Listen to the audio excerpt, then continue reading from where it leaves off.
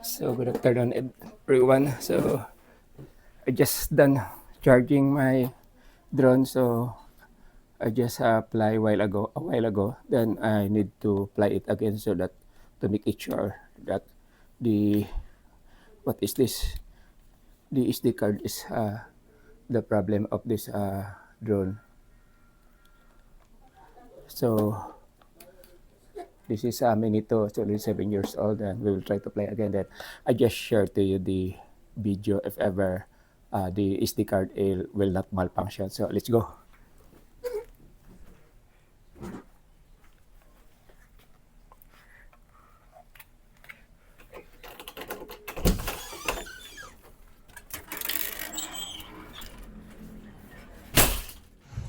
Nakarating na ang drone ko sa taas. So ngayon isang tinutukan ko yung area ng Siquijor area. Tapos mag 360 view ako of this island. This is Negros Island. So ito na ngayon ang itsura sa lugar namin. Medyo crowded na compare last 7 years ago.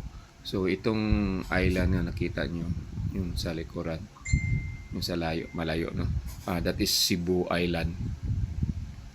Yan.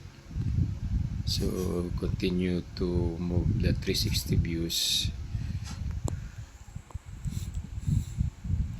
Then maabot pa rin sa, hindi ko lang na-zoom pero makita pa rin yung Mount Canlaon. Makikita nyo mamaya, masagip ko yung Mount Canlaon, makikita yung may usok sa taas. So malapit na tayo sa Mount Canlaon. Yan, that is that area there, yung may usok, that is Mount Canlaon. Then ikot pa para naman pakita ko sa inyo ang Mount Talinis. So itong medyo lapit ng kaunti isa, that is Mount Talinis. So yan. Then sa baba dyan is Valencia. So Mount Talinis from Valencia from our place is 9 kilometers away. Then ikot pa tayo, punta tayo doon sa likuran. Yung makikita ng kaunting bundok, that is now sa Bayawan na yan, papuntang Sipalay. And then masasagip din natin yung Siquijor Island, kaya medyo may pagkapagi na. So may makikita kayo na isla, that is Siquijor Island. Kaya minto ako dito kasi gusto kong i-zoom ang Robinson. Hinanap ko kung saan yung Robinson, kaya napahinto. So yung makikita na malaki ng island nakikita nyo, that is Siquijor Island. Yan. So nag-start na ako mag-zoom para pakita ko naman sa inyo ang Robinson na nakakaisa lang pinakamalaking mall dito sa aming lugar. Then that is 2 kilometers kung saan ako nagpalipad ng drone away. So ang gawin ko is i-zoom ko lang kasi itong Minito may zoom siya. So pwede mong mapalapit. Yan, nag-adjust na ako para maka-zoom ako. By the way, yung altitude ko is 100 meters lang kasi bawal na lumampas.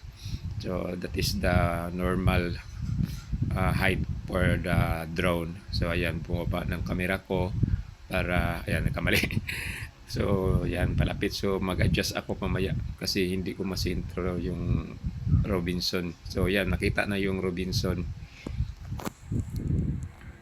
So, malapit na. Yun ang pinakalas na zoom ko sa camera ko. Yan. Tapos nagproblema ako saan na itong pabalik. Ayan, nakuha ko na yung key, tapos patras na ako. So hindi yung drone lumalapit doon, is ang ginawa ko yung camera na lang sinuzoom ko kasi takot ako baka biglang ma-crash yung drone ko, sayang. So pinag-ipunan ko pa naman itong bilhin for how many years, kaya kung masira man siya, at least nandito lang sa bahay. So yan, tuloy ako sa pag-ikot, tapos zoom ko naman ang proper yung sa city mismo. Yan. So nakita ko na sa city. So ito na ang itsura ng city namin. So may mga building dito, hindi ko lang ma-describe kung anong mga building. Basta masagip ko rin dito, baka itong malaki na white siguro Unitap ito. Kasi yung pinakataas sa building doon sa port area yung nakikita. Ilang story. Doon sa yung may signage na Dumaguete City.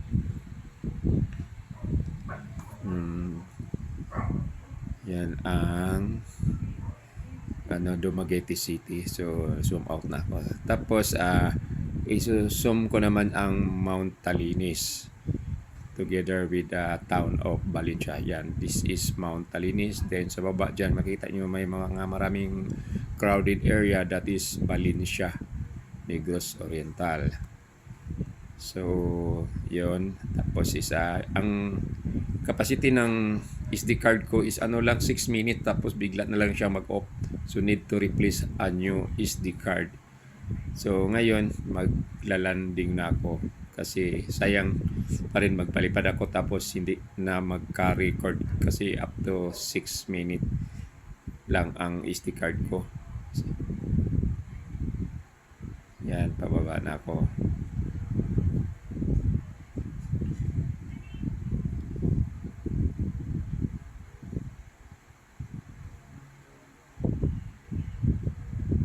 So, parang gabi, no? Pero maaga pa ito. Makita nyo yun, ibaba ko, maaliwanag yung lugar. So, dito na ako. Sa baba, maglalanding na ako dito sa aming compound. Yan, adjust ko. Kasi kailangan ko ng landing pad kasi maalikabok.